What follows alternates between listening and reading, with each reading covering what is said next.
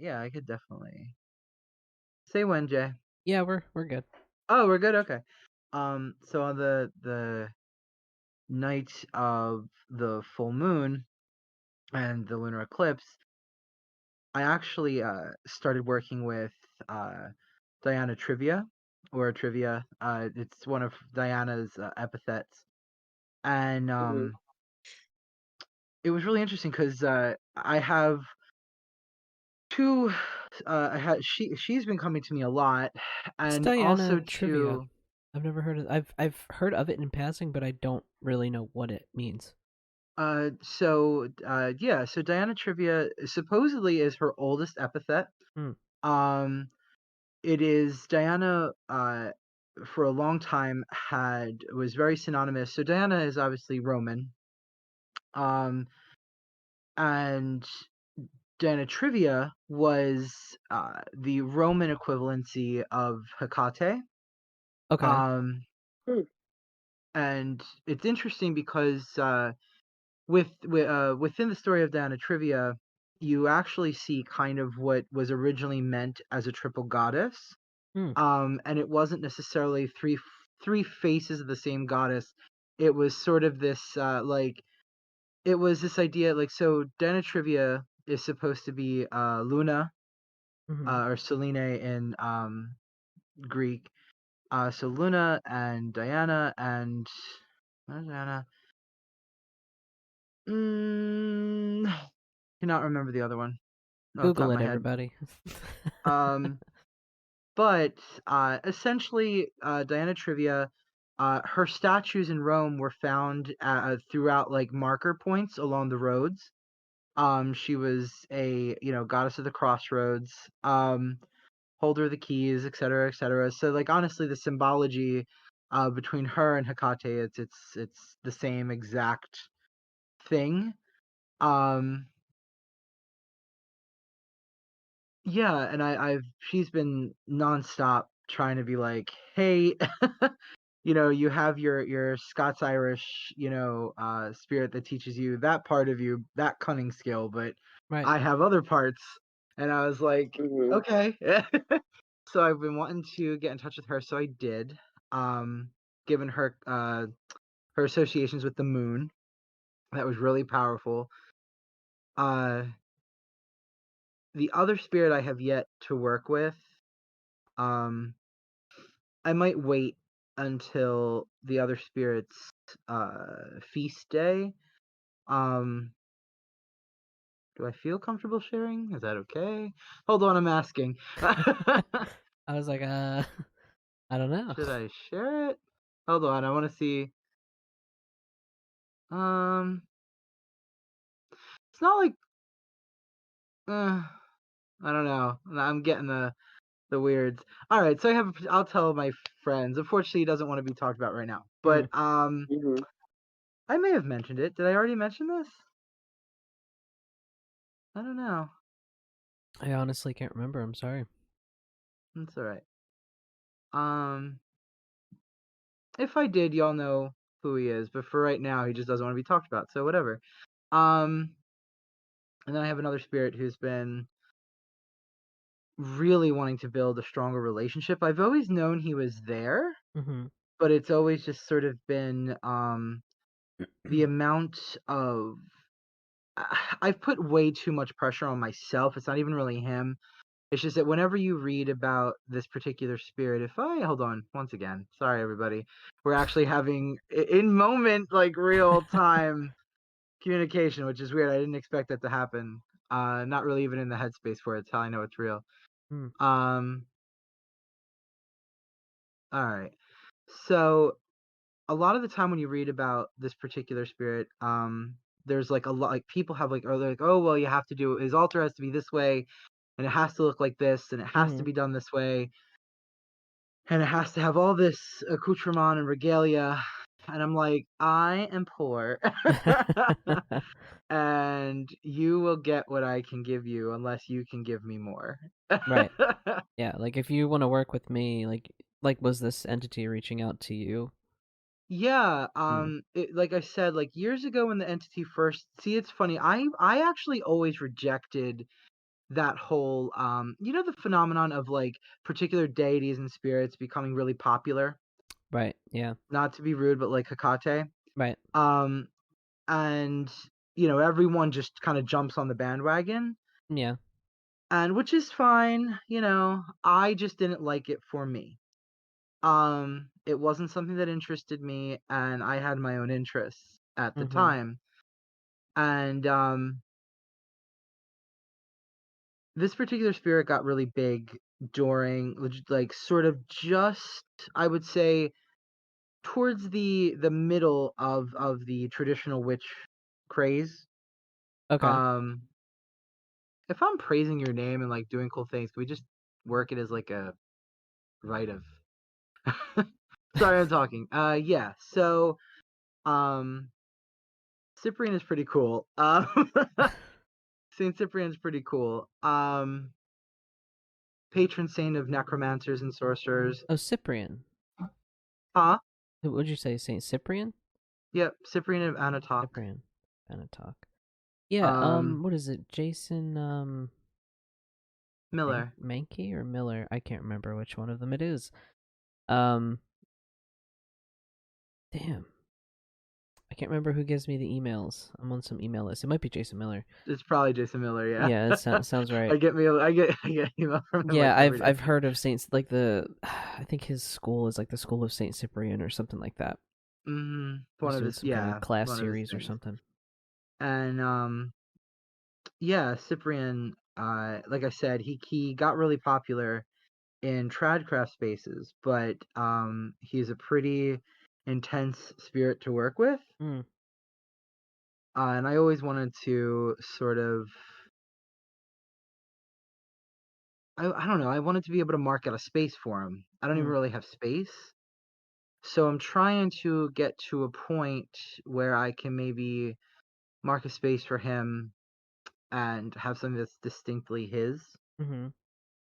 It's funny because the saints I realize are a bit different than how I interact with gods. Like, cause I don't really do like statuary for gods. I never really felt the need for it. But so like even with Diana Trivia, I tend to be more symbolic. I like to have things that represent them, but not are supposed to look like them. Right, yeah. That makes sense. Like Like some sort of I thing have their that's associated symbols with them, like and Hecate and yeah, I keys, don't for know why I example. prefer that. Yeah. I always have. And I think it's with because Cyprian it's though, that sympathetic magic thing. You know what I mean? Like everything is symbols kind of thing. yeah. Yeah. I also think that you know what it is too is like I always feel like altars. I've like whenever like my relationship with altars. Not that it's bad. It's just I always feel like they should. A lot of altars never feel practical. Right. I always feel like they're almost too artistic, and then I feel like I can't do anything on it. I feel Mm-hmm. like I tend to start feeling like a working altar becomes a devotional space, Yeah. See, and like then I'm like, well, I don't want to work on it. yeah, I kind of have I'm fortunate enough that I have like several different areas in my house that I kind of do different sorts of magic at. So like in my Mm-hmm. basement area, it's very much a workshop. Like I have a small little altar in the corner that's kind of just like I don't want to say decorational, but all the work that I'm doing down there is happening on the work table, not on the altar table. Because the Right. altar table is just set up. It has like all the nice candles, but when I'm down there, I light the candles, I light the incense, like while I'm working, but all the work is happening on the other table kind of thing. Yeah. And then for the ancestor shrine altar that we have here, you can't work on it. It's full of stuff. It is not a working space altar. So the most you could do is kind of like You can change meditate. the coffee on it, but that's about Yeah, it. that's enough room on the altar. We change the cup of coffee every day. Um, Yeah. and then like we have like our altars up in the middle room, and that's like another sort of kind of a working space, but more of like a meditative space. And if I'm doing anything big, I'm just doing that in my living room.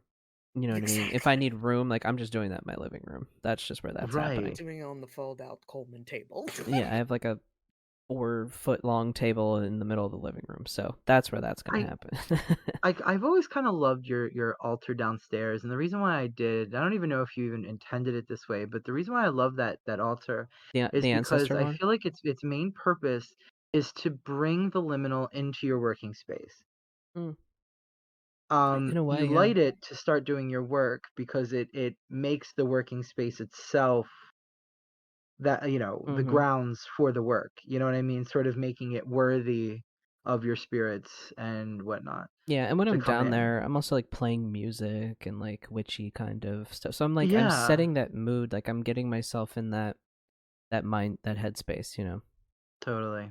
Hmm. Yeah, I didn't yeah, mean to go off absolutely. on a tangent about what you were going No, on no, about. no. Altars, like totally. Yeah, altars and That's Um, the Saint point of Cyprian, you were podcast, saying. ain't it? yeah, Yeah, it's so true. I've been wanting a particular place for him. I haven't worked with him yet. Mm, It's like I'm going to just start small. I think I'm going to just do something, nothing crazy, just little things, and I'll work up to maybe getting him more stuff over time. mm. But Nice. yeah, yeah. I did want to pass along a message to Sophia from Mike in the chat. Mike says, "Hello, Sophia." Mike who? I know Mike, several Mikes. Mike Orglava is his username. He's one of our sponsors, one of our beneficiaries Oh shit. of the podcast, hanging out in the chat. And we also know Mike. He's a Ooh. personal friend of ours. Hello, Mike. Oh, it's probably only Hi, saying hi to me Mike. because I'm the only one he doesn't know in person. Yeah, Hey. Exactly. yeah. Hi, Mike. When are you bringing me my crispy treats? Yeah.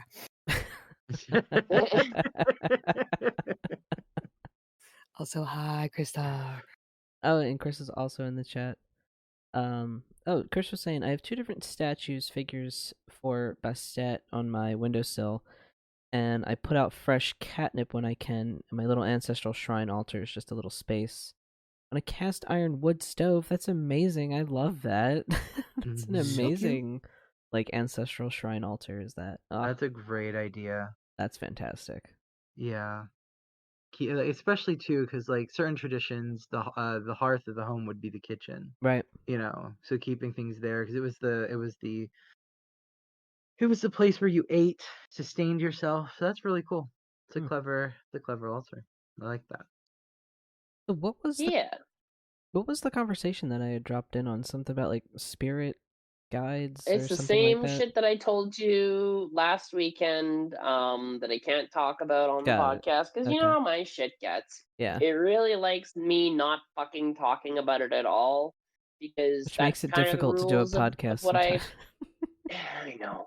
But like the context of what I work with, it's usually like, hey, this stuff is sacred. You're only supposed to talk about it in a specific setting that's like Yeah, set yeah. up with ritual and everything. And if you're just over here fucking doing it anytime you want, you're actually breaking like age old contracts that your fucking family agreed to like eons ago. So fucking stop it. I'm like, God damn it, man. Never catch a fucking break. So yeah, it was like a lot of shit. Really good shit. It also correlates to like a big suspicion I had that like not too long back, like a ways back, my family were active practitioners, but something happened to make us fucking stop colonization. Cough, cough. Yeah, so that's a thing, but it was a good experience because the spirit's like, hey, you know that thing that you thought, yeah, you're right about it, and here's another thing too. And I'm like, oh wow. And I'm like, well, now I gotta find the specific type of person I gotta talk to verify this shit because this is what you do.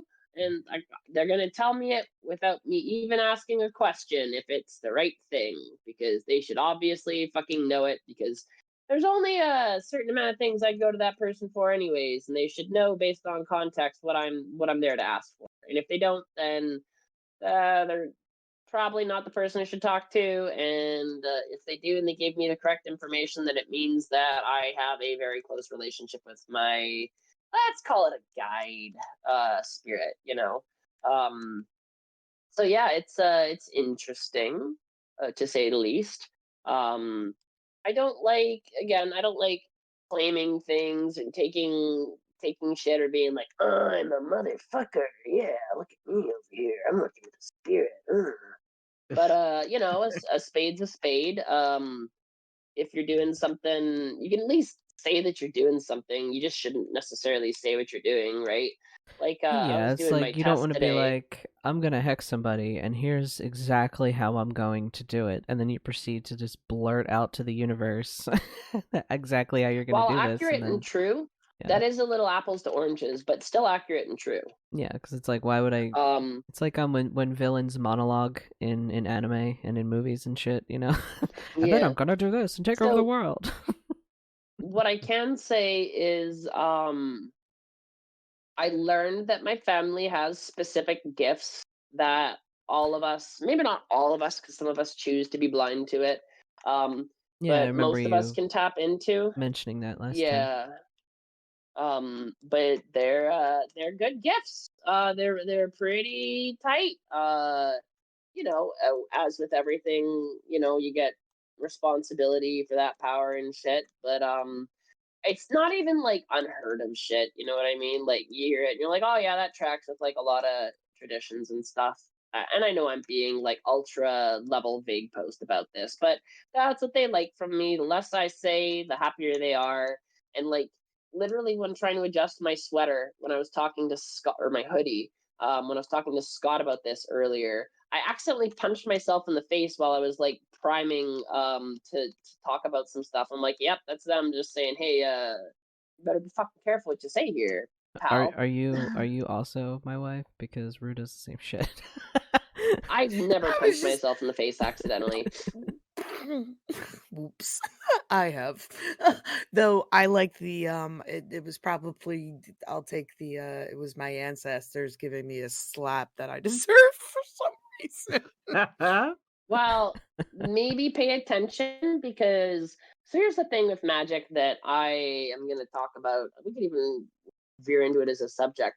I feel like in modern times, and this is an opinion, not a statement or of like truth or fact or anything, but I fucking feel like we kind of lost the script on modern times by focusing so much on results based magic because like not everything works in that fucking context, you know? And like a lot of people who had magical practices in the day, it was to know, to will, to dare, to shut the fuck up about it, right? And there's so much like people talking about their own craft. And I understand talking about your craft because it's important. It's how we share techniques, it's how we grow, right? This is why when I'm talking to somebody who has like the specific cultural context that I work with, I could talk to them about it, but I'm not supposed to talk to people outside of it, right? And like one time, for example, I talked to a friend about it who didn't really believe in magic because she was so down in the dumps about what's been going on in her life. And the spirits literally burnt a hole in my favorite fucking dress on the spot as I was talking to her, right? Wow. It wasn't just like a magical hole. I was smoking a pipe and I covered it. And somehow the cherry just fucking fell out into my lap and started a fire. You're like, That kind of shit. that's curious. Burnt slightly. And Hmm. Yeah. I it's was like, nah, I it's know so I'm. Go ahead. no, I was just it's really hard. See, it's funny because I totally get what Sophia is saying, right? Like, and the thing is, like, and it's funny because I feel as if when folk practitioners of any kind or indigenous practitioners of any kind, when we start talking like this, it's funny because like I can hear especially how results based magical practitioners feel about this kind of thing, this idea of spirits sort They of fucking hate. interacting in this way, because it starts to almost sound like borderline spiritual psychosis maybe, but it's the thing is like Mm-hmm. it's part of the animist worldview to see sort of even our own, how do I put this?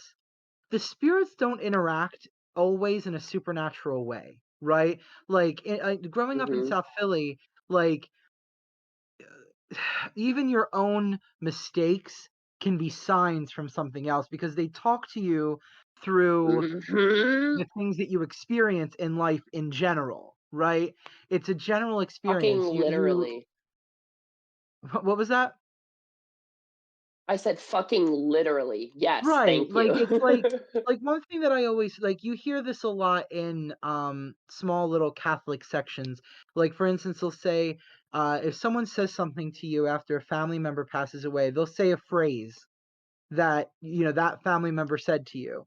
That was their choice. It's not like the Mhm. spirit of your family member is possessing them, making them say it, but the fact that they said it to Mhm. you was spirit led. Do you get what I'm saying? Mm-hmm. And like these are Mhm. folk sentiments that come out of an animist tradition.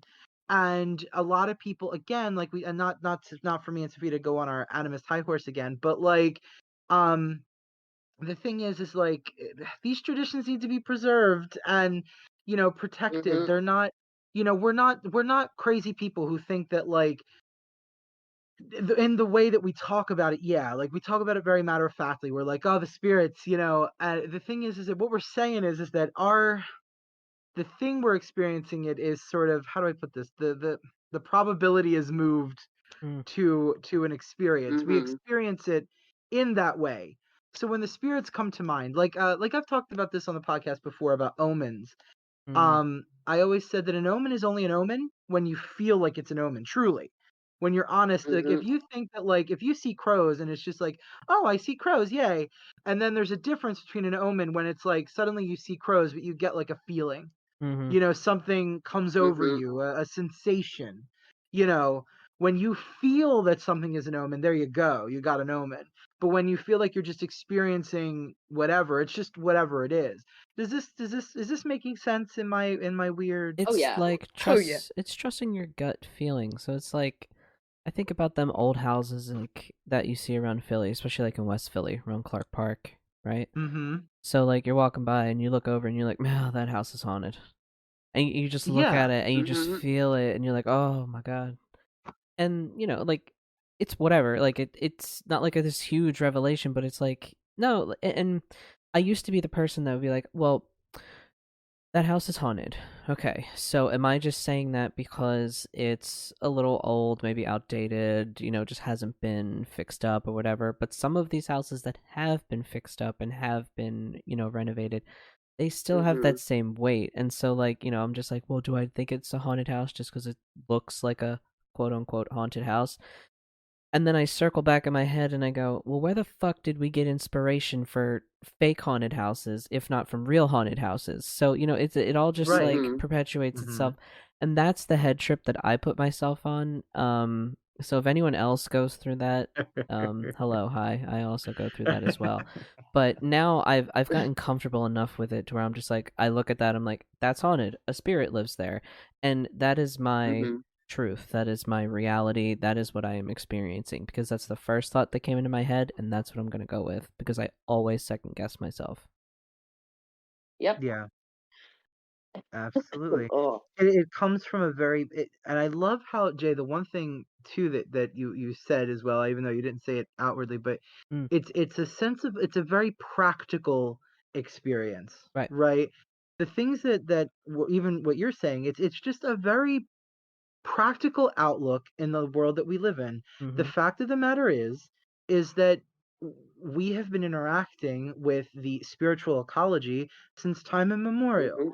Mm-hmm. As a human species, we have been interacting. There is ancient cave drawings in Mesopotamia of ghosts, people Mm-hmm. talking to ghosts, people talking. There's one that was so fascinating, and I often forget about this, but how in many ancient cultures, animal spirits were worshipped as Yep. like there was actually like all the rituals done to appease animal spirits as an act of hunting magic and among other things.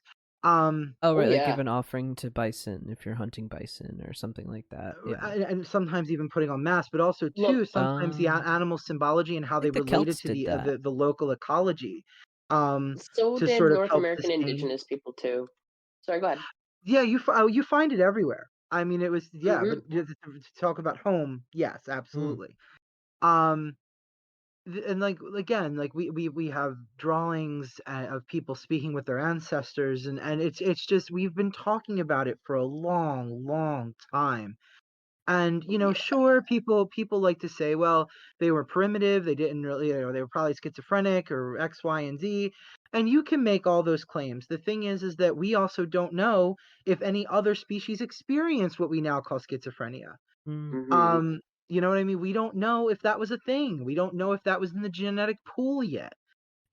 So and also too, if I also may say, and this is me talking directly to our listeners, having mental illness is not you are not immediately taken out of an ability to have a spiritual life. Mm-hmm. Mm-hmm. I know for a lot of us, we're kind of If taught we're to examples of that, like, good lord. True. What happened? I'm so sorry. I was just saying, if we aren't examples of that, Scott, then if we aren't better examples of people Right. that, like, come on.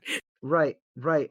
And it's like, so you can have severe clinical diagnoses and still have a healthy spiritual life. Spirituality and mental illness do not have to be in combat with one another, right?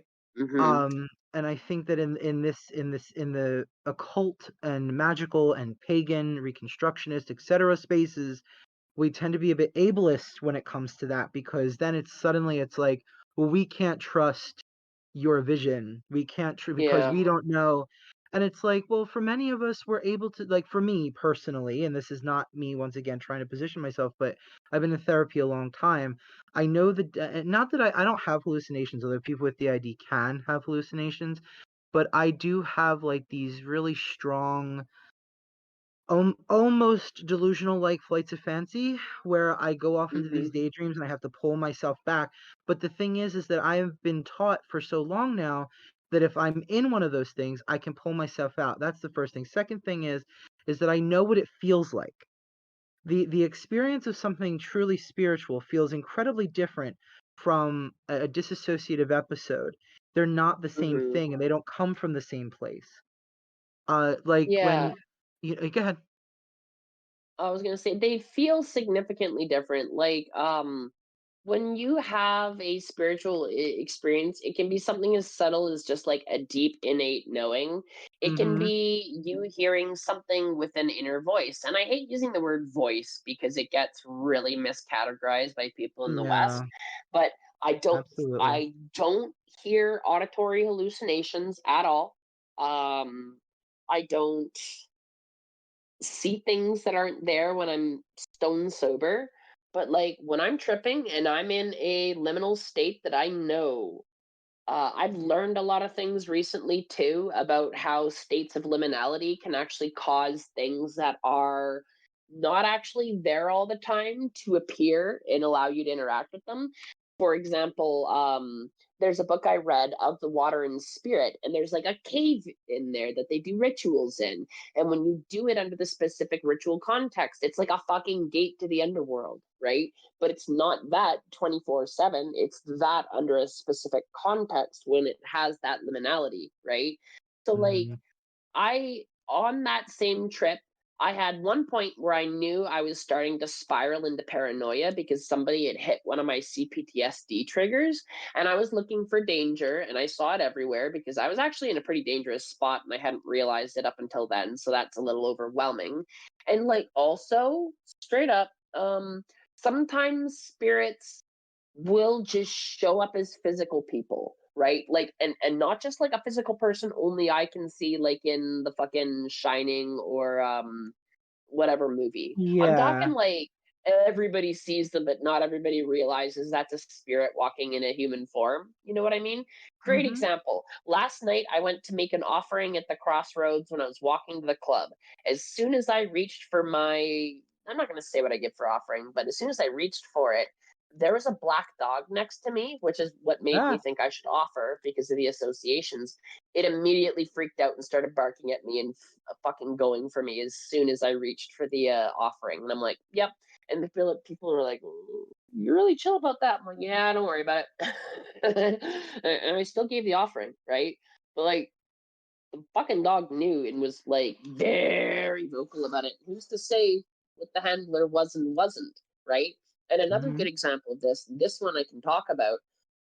There's a spirit I work with, not by choice, but he showed up. I've mentioned him before on the podcast. Not going to bring it up again. We have an agreement that when I cross over to the other side, I'm supposed to make a payment. I fucking completely forgot the rules on Halloween, right? I just did the thing without offering the payment. And so when I'm over at my partner's house afterwards and we're chilling out, somebody outside starts screaming, "My fucking money! Where is it? You think you're so fucking precious." Oh, And I was like, wow. fuck. I forgot to give the coins. It's okay. I paid some homeless people later as an equivalence for it, but like still point being Mhm. I fucked up and forgot to do it, and he was, I wouldn't say that was him directly speaking and showing up, because like on the terms that I have with this spirit, I'm giving this motherfucker offerings constantly. There's no way he's going to show up and be that mad at me over me tripping out one night and not giving Yeah, him an offering before. But it yeah, was yeah. disrespectful, and he wanted to let me know.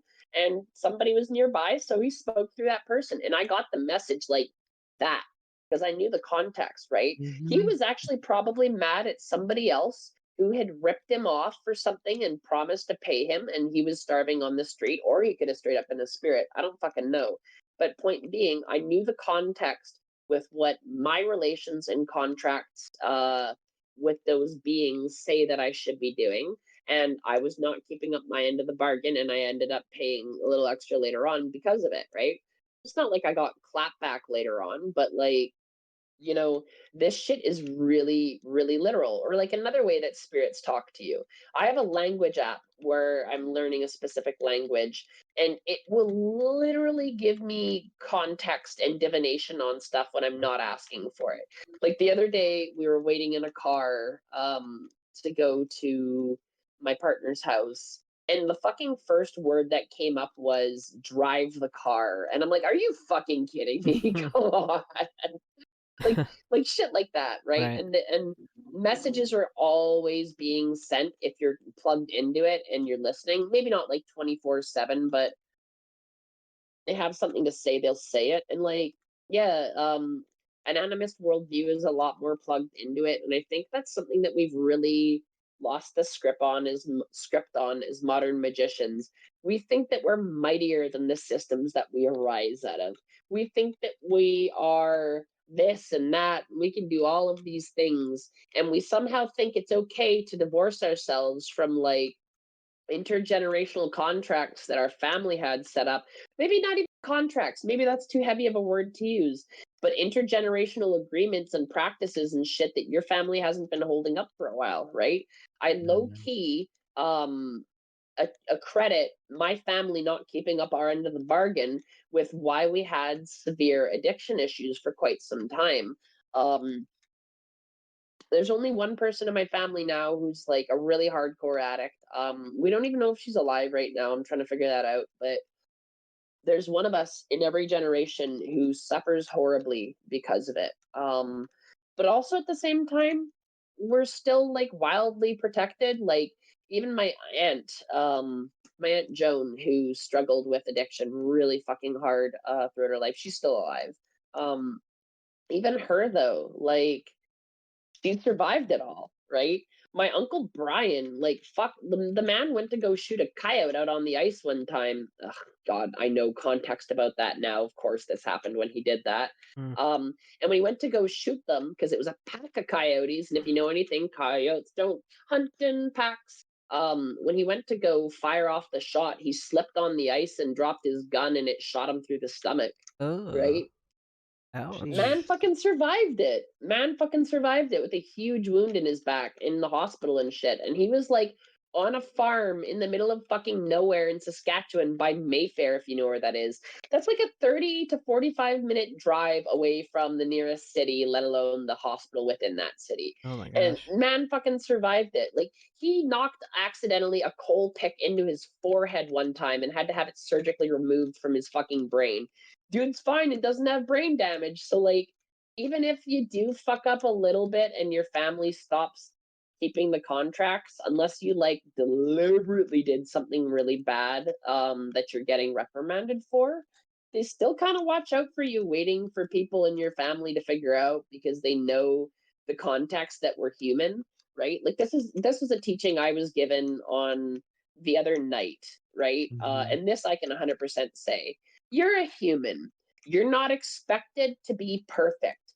You're Yep. expected to try to fix your mistakes. Nobody Mhm. expects you to catch everything all the time. It's just you're not capable of it, right? But Yep. they expect you, when you're made aware of it, to do better. And if you're doing that and you're coming in good relationships and honoring your agreements, they'll watch out for you.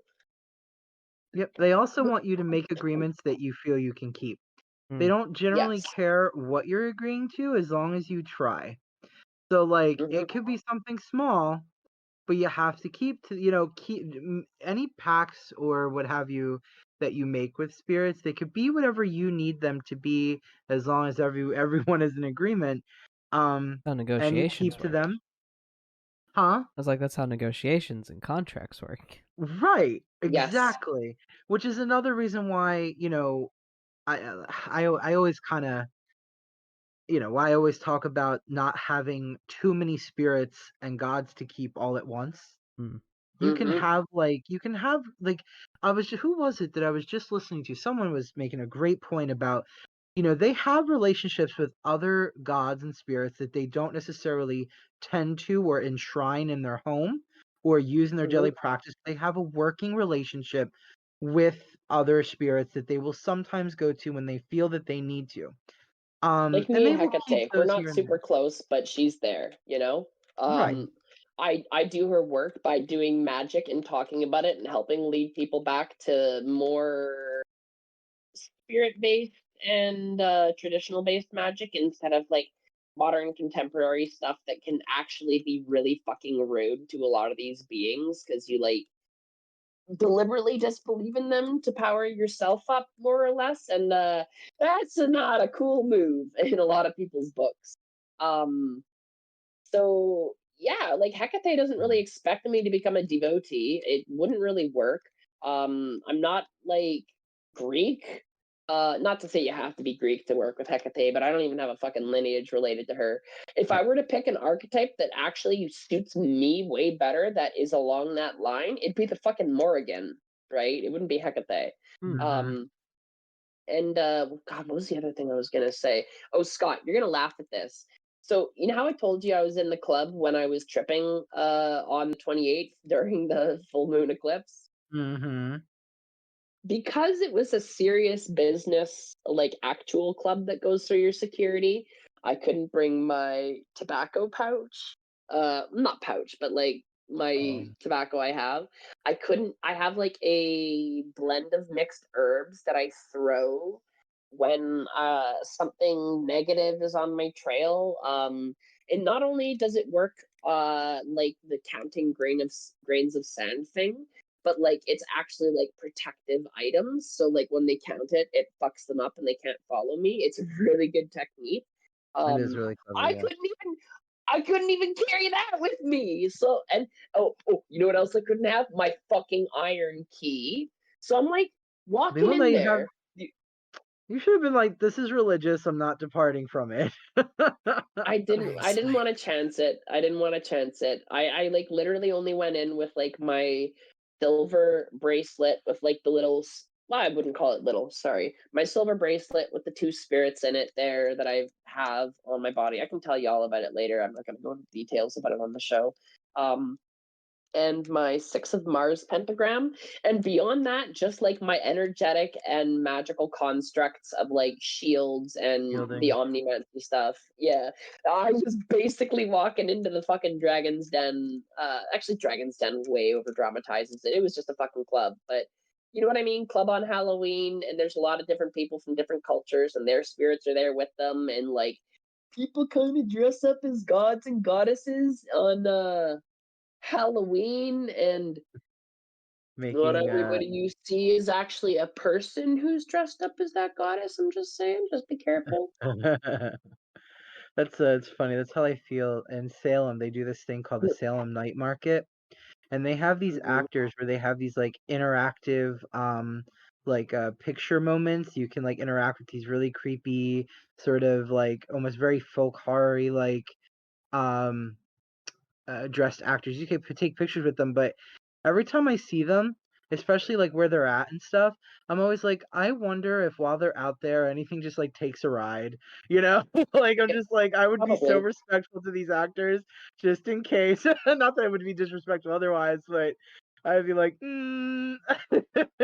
just in case something's in there riding along with you. Yeah. But here's an example. Somebody was dressed up like a death goddess that I don't like to name. And there was like a bunch of people hanging out with her that like had fucking like skull faces, like really in-depth skull face paint to the point where I was like, is that even fucking face paint I'm seeing right now? You know what I mean?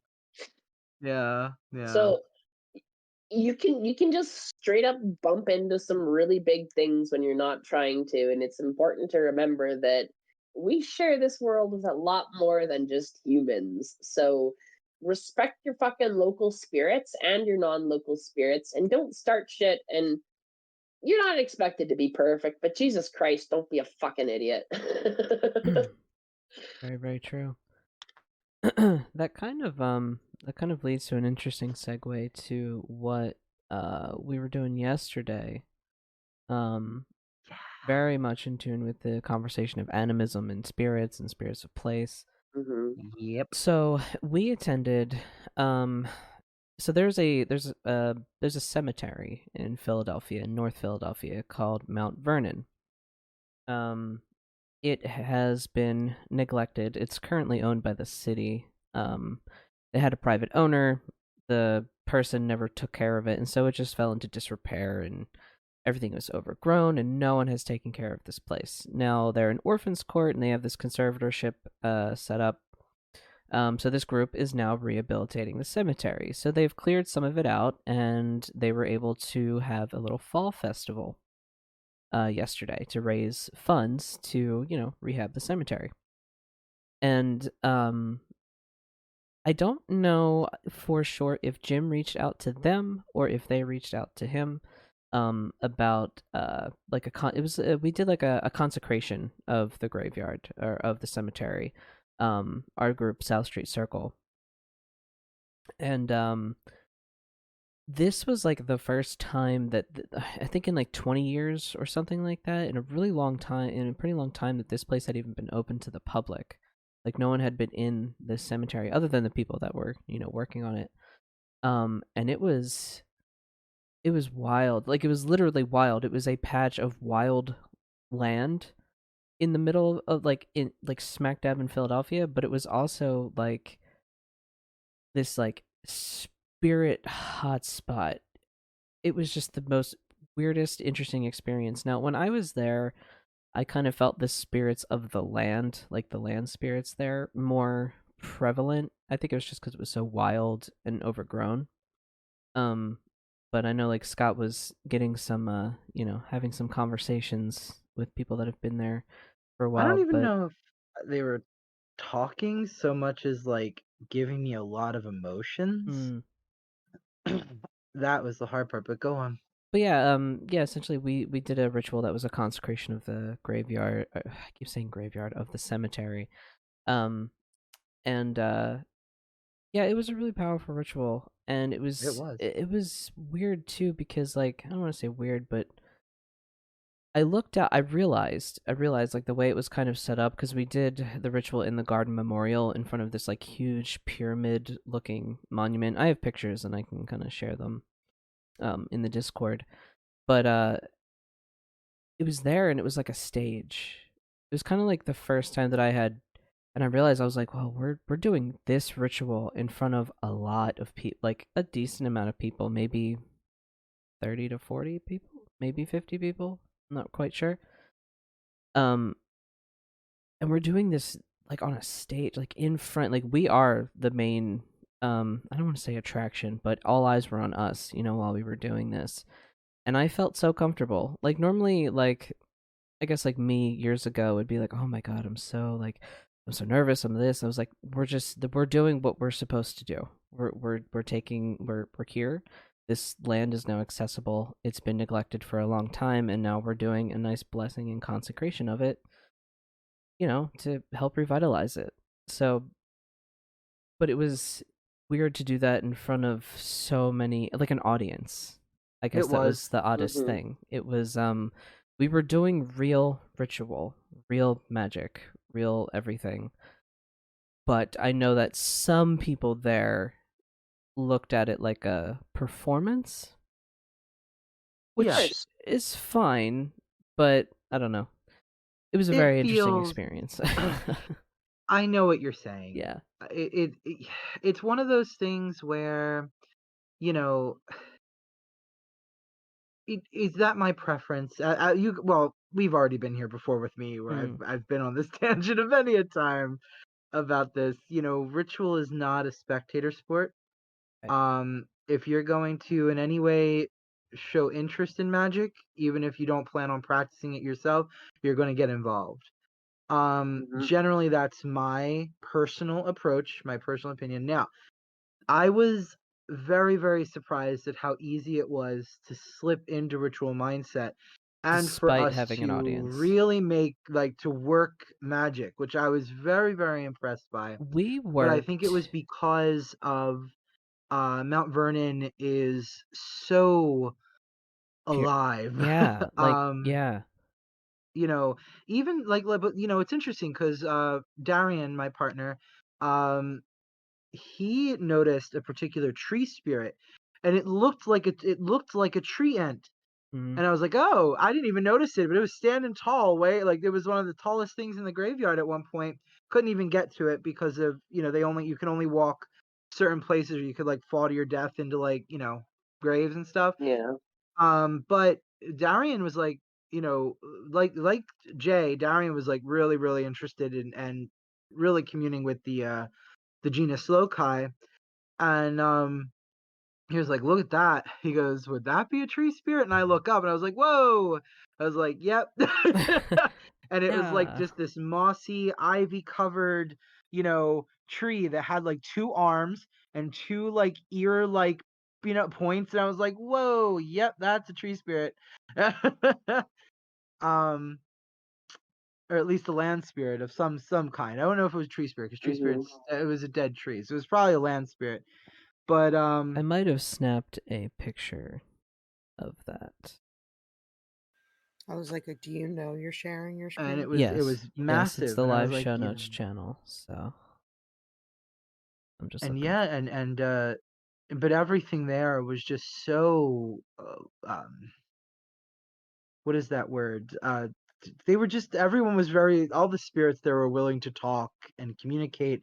And I think that's why real magic was able to be done in front of an audience. Mm-hmm. But I know I didn't mention this before the other day because I let it go. Some guy towards where my back was standing, where my back was facing after we were done, the ritual was happy birthday.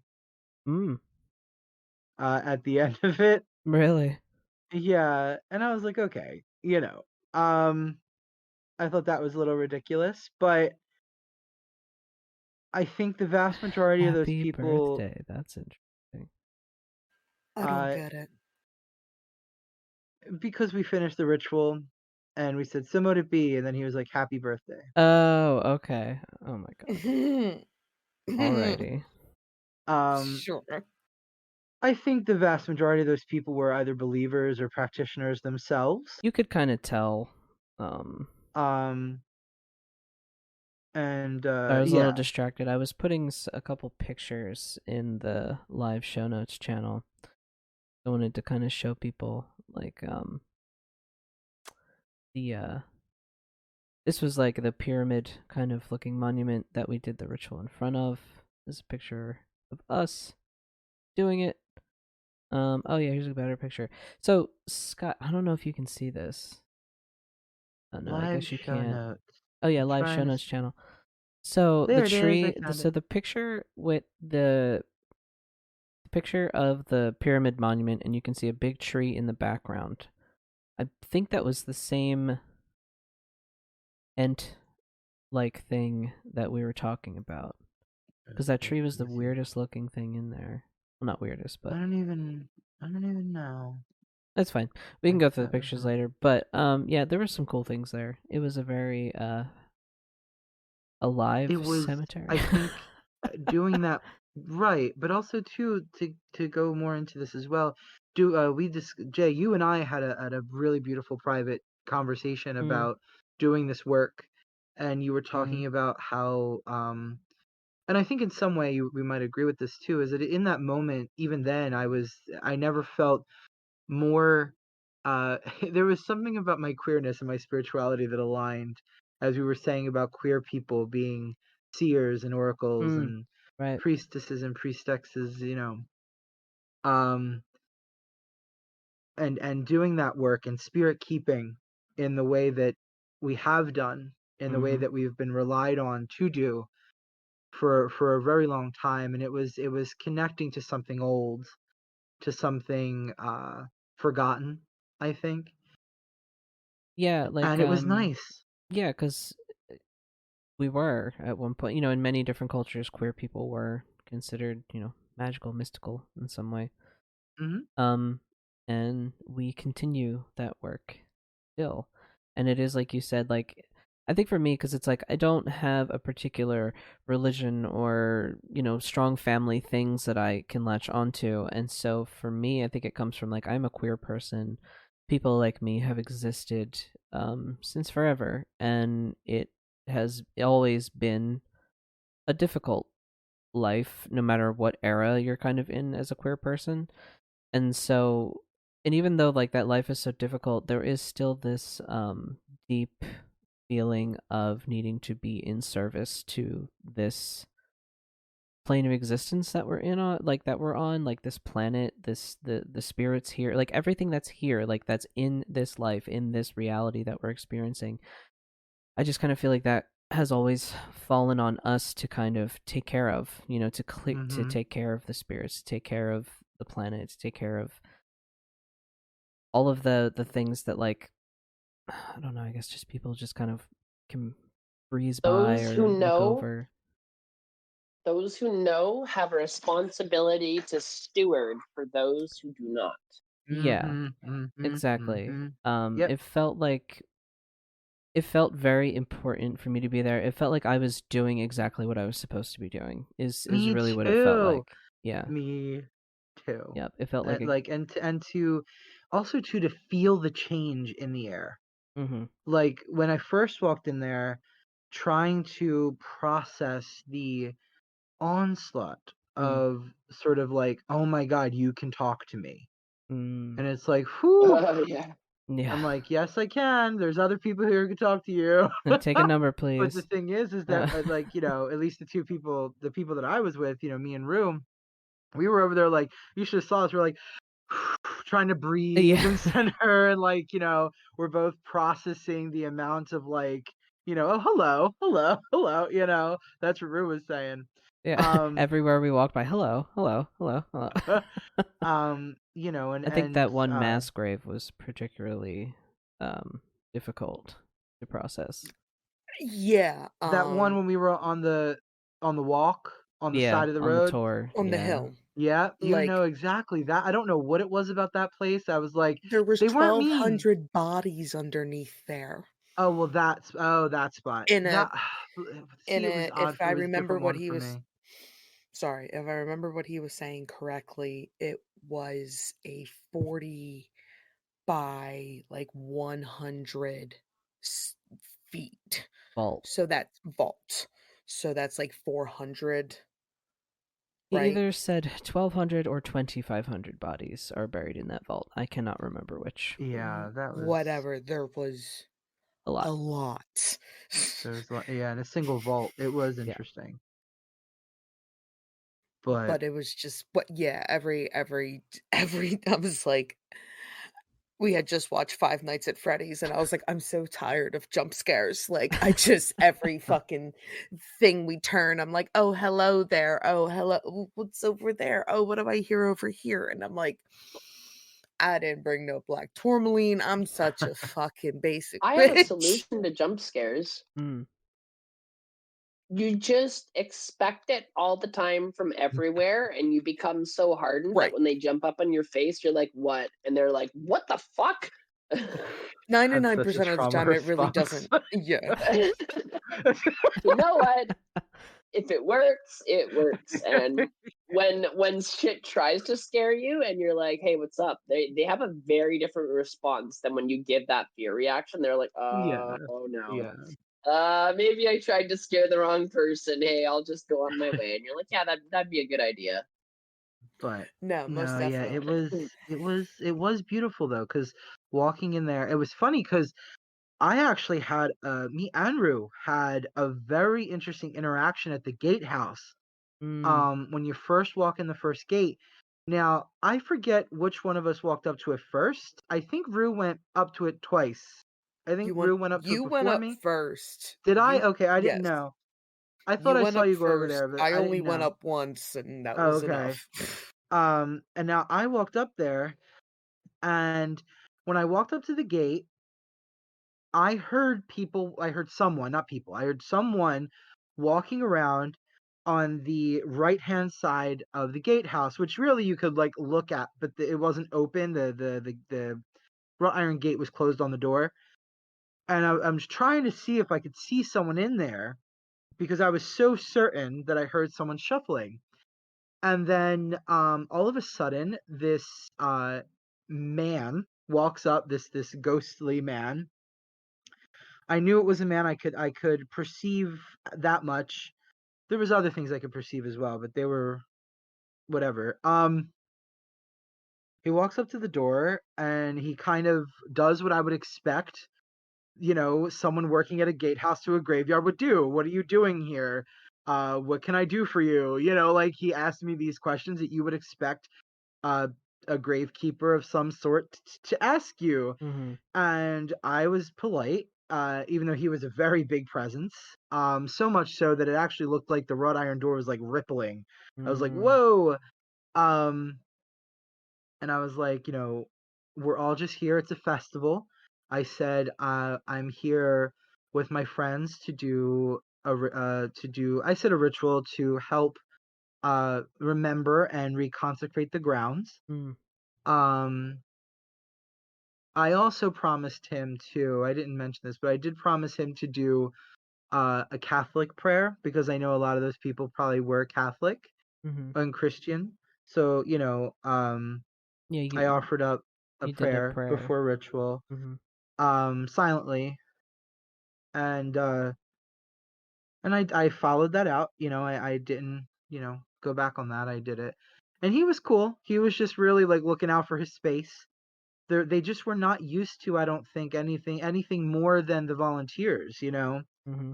Um, and having even though I'm pretty sure there were witches on the volunteer board, but it's just a hunch. No one There's say at least anything, but one. there's always one at least. Mm-hmm. But I don't think they were ready for a group of practitioners to come in and just full on just be able to acknowledge them. Also, the fact too, and I really do kind of want to say this to the circle more personally, but we worked as a cohesive unit during that ritual because sometimes rituals they can be a little bumbly and fumbly, right? I mean, Yeah, Jim did almost trip and fall on his fucking ass like in the first fucking 30 seconds, he but did. Yeah. he recovered. All good. And that's fine. But sometimes rituals they don't go perfectly, and that's totally fine. Like that's literally part of it. Like when I was blessing my keys, I had bought a bunch of like different new keys and stuff for the shop. I was blessing and cleansing them and stuff. And I was like knocking things over, and so like don't worry about being super together. But I will say, like, we did not rehearse this, we did not go through this. It was our regular, like, Jim keeps a format, like a lot of things are the same, and that's really good about ritual is when you can that's the point of ritual is to Point. do it over Yeah. and over and over again. We were even able to like just we were able to follow That's why it's called along, ritual. right, Isn't and we were that able to in the follow along with definition? him.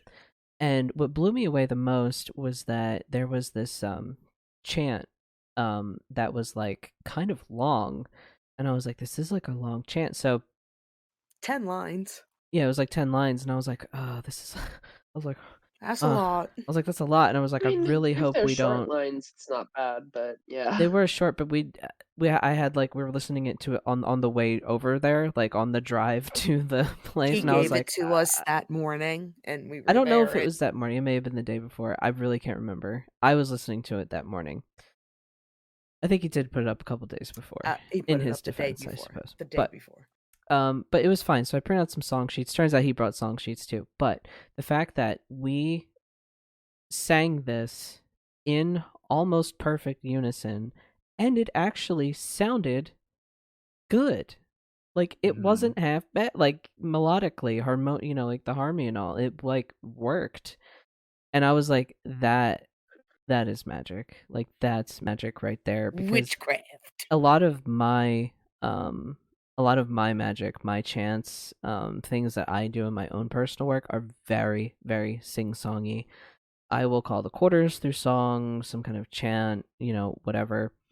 I like that, and it's very, very magical for me. It's very powerful for me. So the fact that we were able to do that, like we sounded like a goddamn witch choir, like it was good, and I was like, damn, look at us, like knowing what we're doing.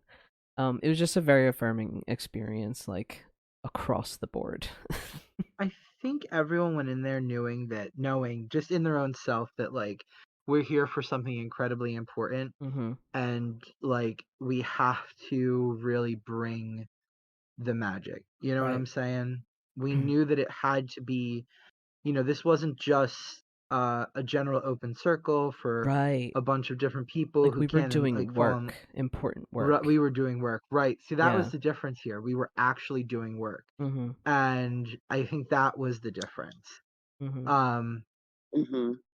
I really do, and I also think too that again, I think it really did help that the spirits there were so willing to sort of take part in the ritual Mm-hmm. as spirits do, which was really nice that they were observant of our rite. And yeah, it was nice that they listened. It was nice that they felt something and felt moved. A lot of synchronicities kind of lined up for me, leading up to this and also afterwards. So I have been kind of diving back into Celtic mythology, lore, that sort of Celtic witchcraft sort of stuff. It's my lineage. I'm supposed to be reading on that stuff. It's appropriate for me to be reading up on that stuff. The whole reason I've avoided it for so long is that a lot of Wicca is like Celtic reconstructed, kind of it gets a there's a vibe sometimes attached to Celtic, kind of stuff. It feels syncretic, you know what I mean? Yeah. Yeah. So I'm Yeah. trying to delve a little deeper into it. I do understand that like Celtic is not like all of those that's just a blanket term for all the different regions of that area. So I've been kind of dipping my toes back into that, and it's been really affirming going through that, because a lot of the things that they're saying of how to practice, Celtic spirituality, like a lot of these books that I'm reading, I'm like, I've been doing this the whole time. So I feel like I'm on a good path when it comes to that. But also during the ritual, some of the symbology and things that Jim used in the ritual were Celtic sort of symbology and stuff. Because normally he kind of goes Greco-Roman usually, like he'll go like to the Greek kind of gods usually. But yeah, like for this, he talked, about like the Celtic underworld and stuff like that, and I was like, And then, and I was feeling very, priestly and witchly, wizardly, and all of these things. I was feeling very magically important, after this, after this ritual, and on the drive home, on the drive to drop off, Scott and Darian, I got a call from my uncle, my dad's brother. And he's like, "Hey, I proposed to my girlfriend. You can marry us, right?" And I can. I'm ordained with the Church of Spiritual Humanism. And it was just such a left field, like out of fucking nowhere, like experience. And I was like, yeah, of course I could do that. Yeah.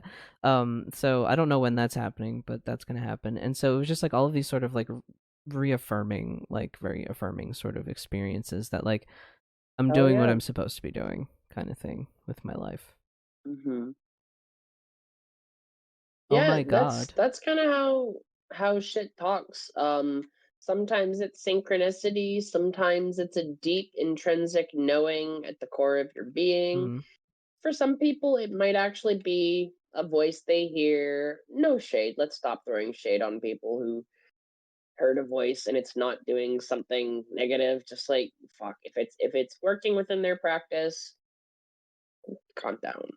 Um, and like honestly, yeah, if there's one thing I could take away for the episode, it's that Mm-hmm. like spirits have been here the whole fucking time, regardless of whether or not we believe in them, regardless of whether or not people want to treat spirit model like it's dog shit. And like real talk, the reason why people talk down about spirit model is because they think it elevates them. They Mm. think that if they treat everything like it's information model or this model or that they have control over it because it's inside their head.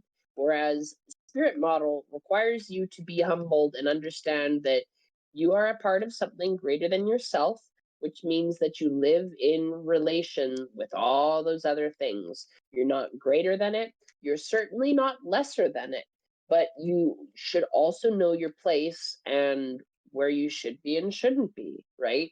And I think that ruffles a lot of modern magicians' feathers because just like we look at food and think that it's a chemical that our body needs, we lose the fact that all food that we eat was alive at one point, and you're like low key literally eating the fucking life essence from that thing that was once alive to Mm-hmm. keep your life essence going, right? And Mhm. energy isn't destroyed, it's just moved. So like if you really look at everything, it's kind of pretty clear, right? But people don't want to be in relation to stuff. They very often want to just be some big thing, you know? Mm. And like I see Yeah. through that, you know? Yeah, Yeah, a big mood. I 100% agree. And you know, and this is just for everyone listening. Again, I don't want this to, I don't want anyone to assume that we're shitting on the other models. You know, like Mm-mm. I have, you Mhm. know, obviously, they're all important, and as we've said before, they all fall into each other. Even just alone, the idea that there isn't relationship to the spirit model and you know the deep unconscious mind. You know, like But that would be doesn't the foolish as meta well. model encompass all of the other models into The one? the meta model is inevitably what we all fall into, in Yeah. my personal opinion. Yeah. I mean we all have a foundation of something. Yeah. And that foundational model can be something that's dependent upon you and your personal preferences. But I do feel like inevitably, in one way or another, you're going to move through the other three models. It's just depending on where you're It's starting just out. an access point, really. So it's like you either access magic through spirit or you access I'm sorry, I'm blanking on the other two. It's Well, spirit, Energy the model, spirit, energy. meta energy, model, information information, Right. psychological. psychology, yeah. Yeah. And then the meta model comprises multiple ones of these. But like I don't like model theory, and here's why. Because we as humans love to think that we understand shit that's bigger than Oh us. yeah. We love to put shit into boxes and think, yep, Yeah. that's how it works, you know? And in reality, the territory is not the map, right? You can't just like treat these things like like they're not actually real, because like They're not. you're gonna have a bad Yeah. time. It's not something that you can. They're not just theories. They're theories about real, Yeah. actual shit. And It is. so, like, yeah, Yeah. And I think it's kind of disrespectful to say, "Oh yeah, spirits are a theory," right? right. Like, Yeah. Well, the theory of spirits and the says theory of fucking this, who? right. Oh, Right. magic is a very, very, very interesting and tricky and incredibly thorny road to travel, but I honestly wouldn't have Hmm. it any other way. Oh, I But agree. we have been yammering on for an hour and 11 minutes. That's why I was like, oh my god, about when I looked over. Yeah. So any concluding thoughts would be kind of cool. We did have a new. I don't know if you're new. I don't know if I recognize this name. Polar Knights I don't recognize you. I'm sorry if you have been here before and I just don't remember. But they are joining us from North Norway, so welcome. Cool. Hello. Hey, welcome. Unfortunately, you have popped in toward the end of the stream, but this will be available as on our YouTube channel to watch in its entirety, and you can also listen to it as well on pretty much everywhere where you can find podcasts. And we also have a Discord channel, so if you are looking to, hang out with some cool people, those cool people, they are not us, they are the people that are actually in our Discord channel. We are not the cool people. Whoever's listening to this. That's you. I We are mean, not the cool ones. everybody in the Discord's cool. Let's be real. Yeah, honestly, only the coolest people are here, and whatever, it's fine. But yeah, so if you're interested in there, if you're interested in that, we are there. Any kind of concluding thoughts for today's episode? I thought this was fun. It was very on point and really wove into our experience at Mount Vernon yesterday, which I thought was very fun. I'm really glad we got to talk about that. Mm-hmm. Silence is the language of God, and all other words are poor translation. Oh. Well said. Yeah, I don't know. I mean, honestly, I think it's remember that you are as much a part of nature as the wind and the rocks and the ocean and the vegetables that you eat and, everything else. You are not separate nor more powerful. Mm-hmm. You are a part of the system. Boom. Mic drop. Also, these things that we work with on Magick, they exist outside of our conceptions of them. We can talk about them as they fit into our worldview, but understand that you're a human living a human life. You're not a god. You're not you might be a god in some other dimension, I don't know. But like right now, right here, you're a person in a person body doing person things, right? Yep. We by necessity have to wrap things into our frame of mind so that we can understand them and interact with them. But know that the map is not the territory itself. And just because you don't believe in a spirit does not mean that it is not actively capable of fucking you up for disrespecting it. So just show some respect as a baseline, and respect will always be shown back to you. I feel like so much of modern magicians' issues and troubles and dramas and conflict is centered around one fucking thing, and that's the mage ego. People wanting to feel more important than they are, even though you're already plenty fucking important because you're an equal part of creation, just like everything else. You're an equal subdivision of that which birthed us all. So fucking calm down and remember that everybody else is too, for fuck's sakes. The worst part is that every cishet magician, particularly every cishet male magician, if they hear that, would be like, rah! Rabble. Let them come at me. Bitch, throw your magical hands if you're mad at what I said. I don't care.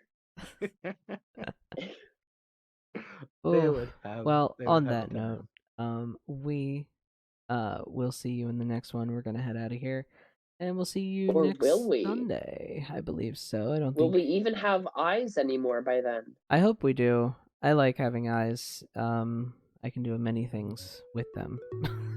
It's kind of how I do my job. Many things. Alrighty, everyone. We will see you in the next one. Bye. Bye.